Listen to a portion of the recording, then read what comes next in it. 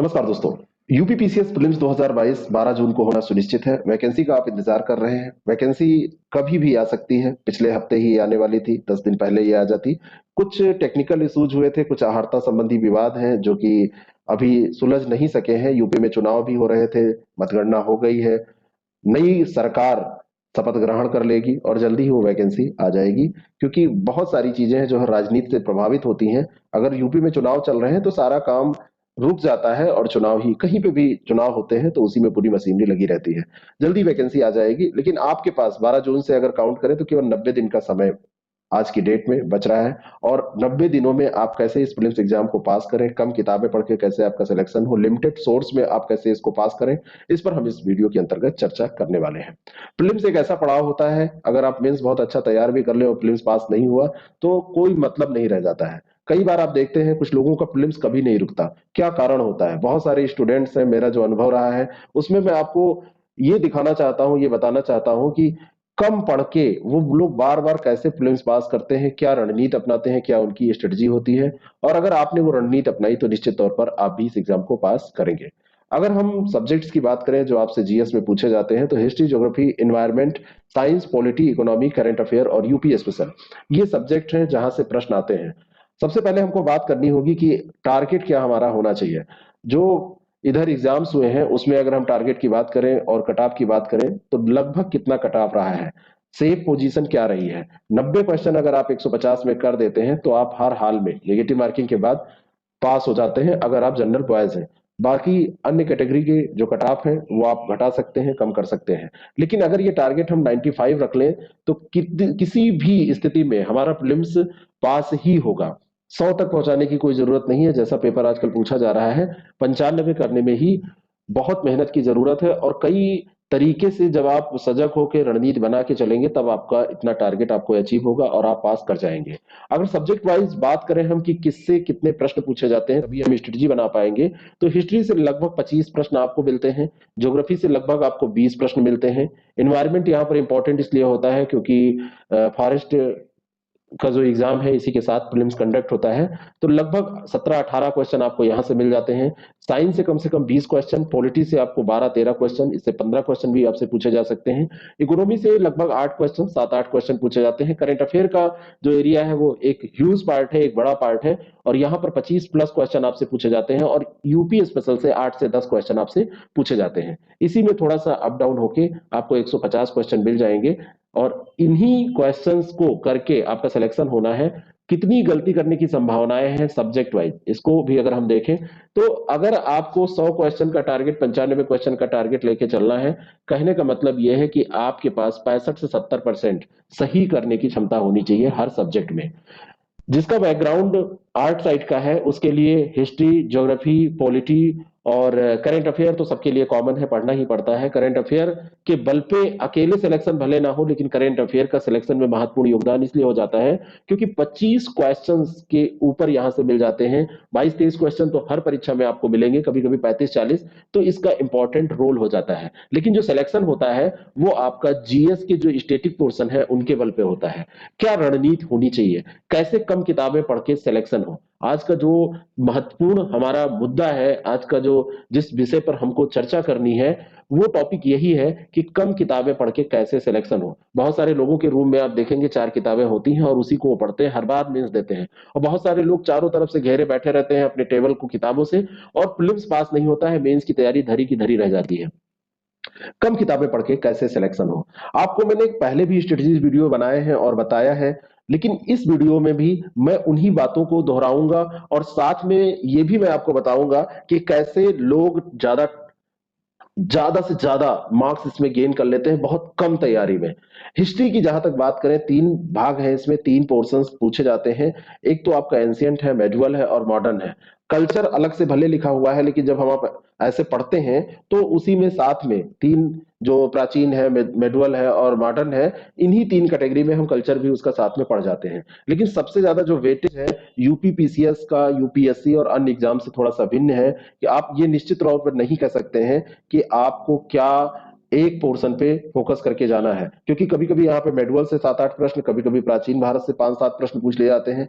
ऐसा नहीं है कि केवल मॉडर्न से ही पूछे जाए। तो आपको सब कुछ पढ़ के यहाँ पर जाना है, लेकिन सब कुछ कहाँ से पढ़ना है, कैसे कम पढ़ के आप सेलेक्ट हो सकते हैं। तो इसके लिए सबसे ज्यादा जरूरी है, आप कोई भी एग्जाम देने जाए, इसी प्रीलिम्स की बात मैं नहीं कर रहा हूं, यूपीएससी प्रीलिम्स की भी मैं दावे के साथ बात कर रहा हूं, अपना अनुभव बता रहा हूं, इंटरव्यू तक का अनुभव मैं आपको बता रहा हूं, कि अगर आपने पुराने साल के पेपर नहीं देखे, प्रीवियस ईयर क्वेश्चंस, तो आपने तैयारी समझ लीजिए शुरू ही नहीं की है।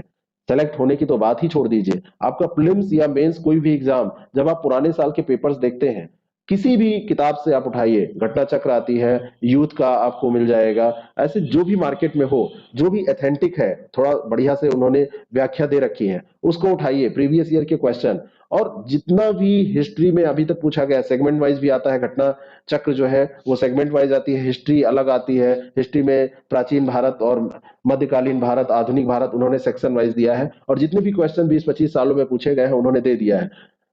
आप जानते हैं मार्केट में ये उपलब्ध है, आप उसको उठाइए और पूरा सॉल्व कर डालिए। डेली टारगेट करिए कि 200-300 प्रश्न आप सॉल्व करें। 300 प्रश्न के ऊपर जब तक सॉल्व ना कर ले तब तक आपको नींद नहीं आनी चाहिए, क्योंकि प्रीलिम्स आपको पास करना है। और साथ में इसके रखिए आप लूसेंट। लूसेंट जो किताब है उसकी सबसे बड़ी खास बात है कि इंपॉर्टेंट फैक्ट इन्होंने सारे दे दिए हैं। सारे इंपॉर्टेंट फैक्ट्स, जो बेसिक फैक्ट्स हैं, वो आपको उसमें मिल जाते हैं। और बहुत कठिन क्वेश्चन सही करने की फिराक में जो लोग रहते हैं, जिनकी संख्या 4-5 होती है, 25 में से ज्यादा से ज्यादा 4 क्वेश्चन ऐसे होंगे, उनको आपको नहीं सही करना है। यहाँ आपका टारगेट होना चाहिए 16-17 क्वेश्चन। अगर 25 पूछा जा रहा है तो आप सही करिए 16-17-18 क्वेश्चन तक आप टच करिए, जो बिल्कुल हर हाल में सही हो जाए आपके। प्रीवियस ईयर का क्वेश्चन पेपर, साथ में लूसेंट, और अगर बहुत अच्छा आपको पढ़ना है तो किरण आप पढ़ लीजिए। किरण की जो किताब है उसमें कुछ गलतियां भी हैं, लेकिन उनको छोड़ दिया जाए, बाकी फैक्ट्स, कलेक्शन, कॉन्सेप्ट सब कुछ उसमें दिया है। और उसको पढ़ने के बाद में आपको इधर उधर भटकना नहीं है। एक चीज मैं आपको बताऊं, अगर आपको सेलेक्ट होना है तो आपको कुछ सोर्सेस पे विश्वास करना होगा, कुछ सोर्सेस पे, कुछ स्ट्रेटजी पे आपको लगातार काम करना होगा, तभी आपका काम हो पाएगा। इसको पढ़ लीजिए, भटकाव की कोई जरूरत नहीं है। ज्योग्राफी में भी आपको प्रीवियस ईयर क्वेश्चंस तो देखने हैं, बाकी इसमें दो पार्ट्स होते हैं, एक होता है इंडियन ज्योग्राफी और दूसरा होता है वर्ल्ड ज्योग्राफी। इंडियन ज्योग्राफी के लिए आप लूसेंट पढ़ लेंगे, प्रीवियस ईयर के क्वेश्चंस देख लेंगे, आपका काम चल जाएगा, इधर उधर भटकने की जरूरत नहीं है। लेकिन इंडियन ज्योग्राफी में सबसे ज्यादा सही स्ट्रेटजी होगी कि प्रीवियस ईयर क्वेश्चंस की व्याख्याएं जो दी हैं उनको आप पढ़िए, यहां से हर हाल में आपका काम चल जाएगा। और वर्ल्ड ज्योग्राफी के लिए आप केवल लूसेंट को फॉलो करिए।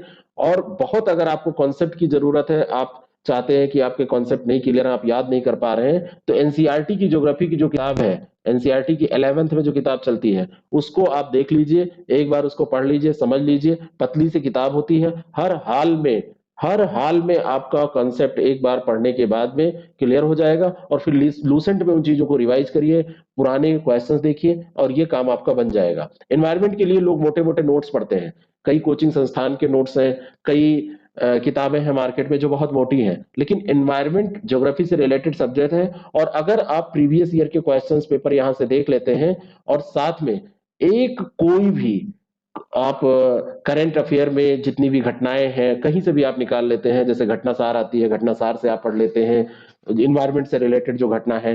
साथ में जैसे हम लोग जो करंट अफेयर कराते रहते हैं उससे आप कर लेते हैं, हमारा करंट अफेयर का जो मटेरियल जारी होता है, नोट जारी होता है, उससे आप कर लेते हैं। इन्वायरमेंट का अलग हम सेक्शन कराते हैं, तो उससे कहीं से भी आप करिए। मैं ये नहीं कह रहा हूं केवल आप मेरा पढ़िए, आप कहीं से भी पढ़िए। और साथ में आपको बहुत मोटा कुछ नहीं पढ़ना है। जैसे इन्वायरमेंट के लिए आप कहते हैं कि हम सारे क्वेश्चन सही करके आएंगे, कितनी भी मोटी किताब पढ़ेंगे 100% क्वेश्चन आप सही करने का टारगेट रख रहे हैं, तो ये बेवकूफी है। क्योंकि वहां पर जितना आप टाइम खर्च कर रहे हैं, तो कास्ट बेनिफिट वहां पे बहुत कम आएगा, उतना आपका क्वेश्चन सही नहीं होगा। तो प्रीवियस ईयर का क्वेश्चन आप देखिए, घटना चक्र से देखिए, या फिर आप किसी भी पब्लिकेशन का ले लीजिए, वहां से देख लीजिए, और आसानी से आपके ये जो 18-20 क्वेश्चन पूछे जाएंगे, इसमें 15-16 क्वेश्चन सही हो जाएंगे। उनका एक निश्चित दायरा है, वहीं पर ये प्रश्न पूछते हैं।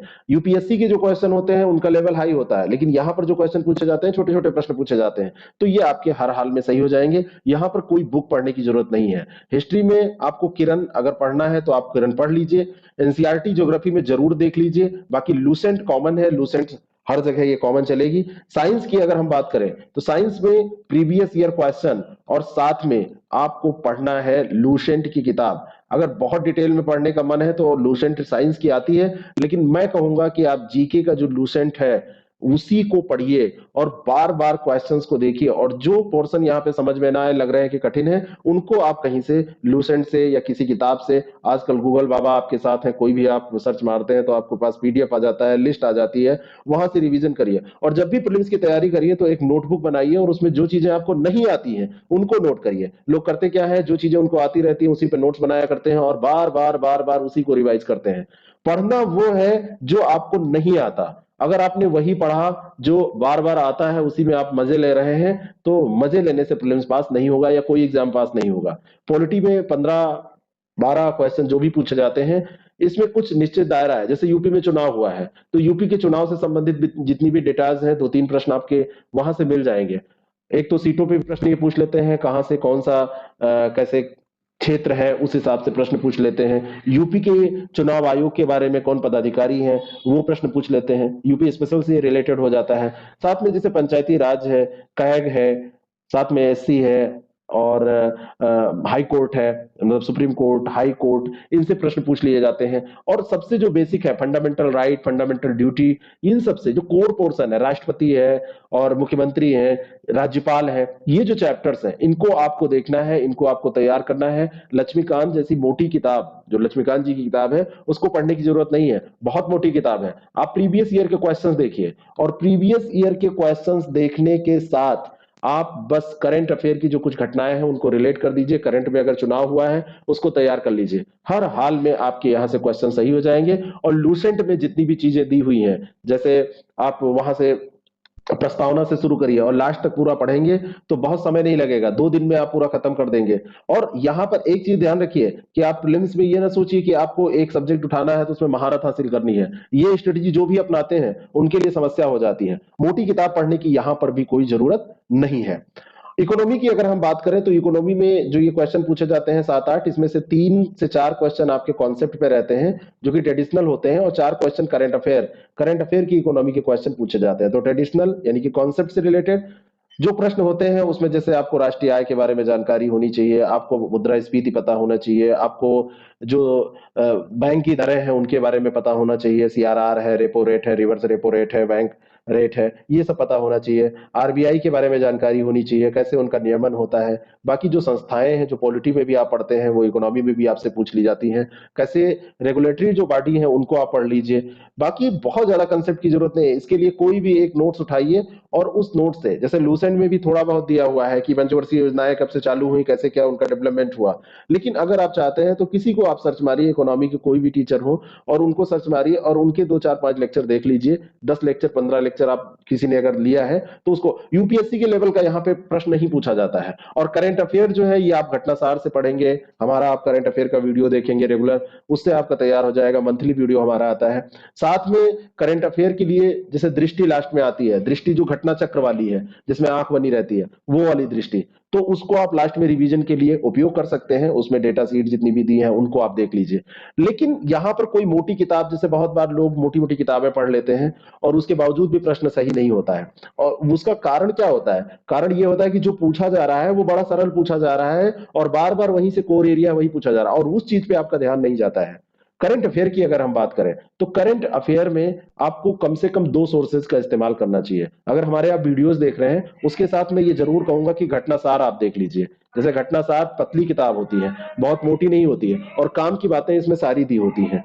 लगभग अगर 25 प्रश्न आ रहे हैं तो उसमें से 15 प्रश्न एक इसको देखने से हो जाएंगे, 20 15 20 प्रश्न हमारे उससे हो जाएंगे। और जो हमने लगातार वीडियोस डिस्कस हम करते रहते हैं और पेपर के पहले स्पेशली हम उस पर वर्क करते हैं, प्रश्न उसमें से आ जाते हैं। लेकिन यहां पे काम ये करना है कि आपको घटना चक्र, घटनासार या जो भी ये करंट अफेयर का मटेरियल आप फॉलो कर रहे हैं उसको रिवाइज जरूर करना है। आप करते क्या है, एक बार पढ़ लेते हैं और एक बार पढ़ने के बाद में फिर उसको छोड़ देते हैं तो एग्जामिनेशन हॉल में कंफ्यूजन आपको होता है। तो घटनासार का जो भी करंट अफेयर है उसको आप कम से कम 2 से 3 बार पढ़िए। और जो हमारा वीडियोस आप देखिए उसमें भी नोट्स, छोटी छोटी चीजें आप बनाते रहिए। अगर आप उसको करते रहेंगे तो जो कठिन चीजें हैं, जैसे रैंक से प्रश्न पूछ लिए गए, जो आपसे स्थानों पे प्रश्न पूछ लिए गए, जहां पे आपको कंफ्यूजन होता है, जैसे करंट में जितने भी इंपॉर्टेंट मुद्दे हैं वो आपको कहीं भी सर्च करने पे मिल जाते हैं, सब लोग करंट अफेयर में कराते हैं। लेकिन जब आप एग्जाम देते हैं तो वो गलत क्यों होते हैं? क्योंकि आप रिवाइज नहीं करते हैं उसको। तो दो सोर्सेज इसमें आप इस्तेमाल कर सकते हैं घटना सार के साथ, किसी भी का करंट अफेयर जो रेगुलर कराते हैं मंथली वाइज, हमारा भी आप इस्तेमाल कर सकते हैं। बाकी बार बार इसको दो तीन बार रिवाइज करके जाइए और इंपॉर्टेंट चीजें थोड़ा सा नोट करके। यूपी स्पेशल अन्य जो स्टेट है उनमें जितना स्पेशल पूछा जाता है उतना ज्यादा यूपी में नहीं पूछा जाता। 8 प्रश्न इसमें आएंगे तो दो तीन करंट अफेयर के प्रश्न होंगे, 3 प्रश्न कम से कम, और 4-5 प्रश्न आपको मिल जाएंगे जो कि ऐसे प्रश्न होंगे जिसमें आपसे फैक्ट पूछे जाते हैं, कॉन्सेप्ट कुछ नहीं होता, फैक्ट पूछा जाता है, खनिज से संबंधित होंगे, उत्पादन संबंधित कुछ होंगे। और कुछ अब इधर इन्होंने क्या किया है, जितनी भी योजनाएं जैसे चली है, सेंटर की कोई योजना है और उसमें कोई स्पेशल प्रोडक्ट है, उसको इन्होंने पूछ लिया, है ना, ओडीओपी से पूछ लिया।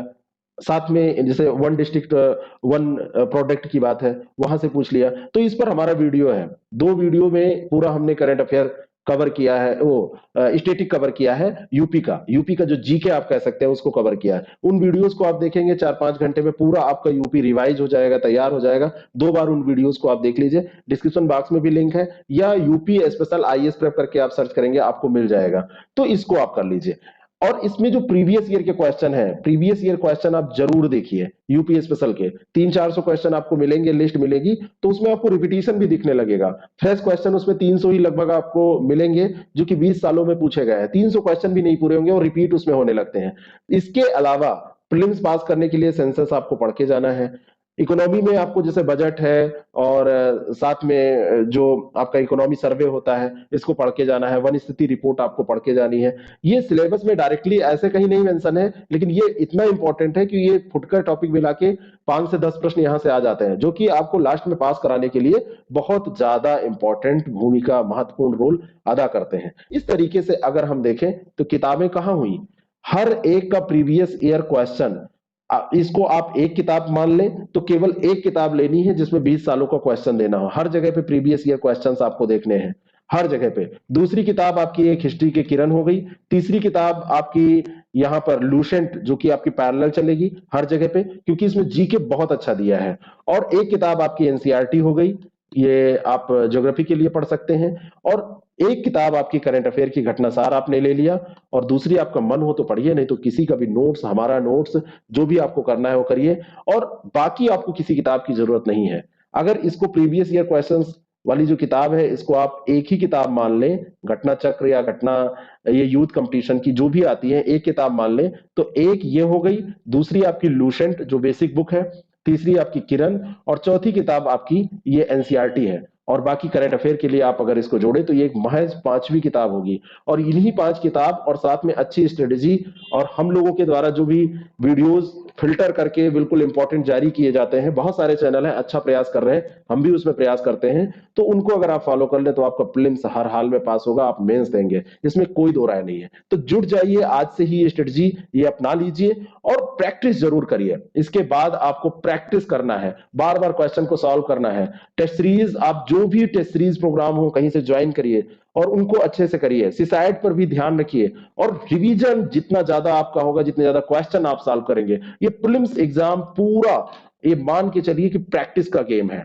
प्रीलिम्स में कम पढ़ के ज्यादा प्रैक्टिस करके इसको, इसके चक्रव्यूह को तोड़ा जा सकता है, इसको पास किया जा सकता है। और ज्यादा पढ़ेंगे, प्रैक्टिस नहीं करेंगे, तब भी आपका कितना भी पढ़ लेंगे, कोई स्कोर पूरा ही नहीं होगा पास होने भर का। और अगर आपने प्रैक्टिस किया है, कम पढ़ा है, क्वेश्चन करना आपको आ जाएगा। हथियार रखने से नहीं, हथियार चलाने से सिलेक्शन होगा, है ना। कहीं भी जीत, युद्ध क्षेत्र में आप खड़े हैं, आप चारों तरफ से हथियारों से पटे पड़े हुए हैं और आपको चलाना नहीं आता है, तो समस्या है। तो आप प्रैक्टिस से हथियार चलाना सीखते हैं, चलाना सीखिए। All the very best. और किसी भी तरीके के कोई भी प्रोग्राम को ज्वाइन करने के लिए 6307281212 ये हमारा नंबर है। टेस्ट सीरीज ज्वाइन करिए, आप प्रैक्टिस करिए, अच्छे तरीके से आपकी सब तैयारी हो जाएगी। Thank you so much.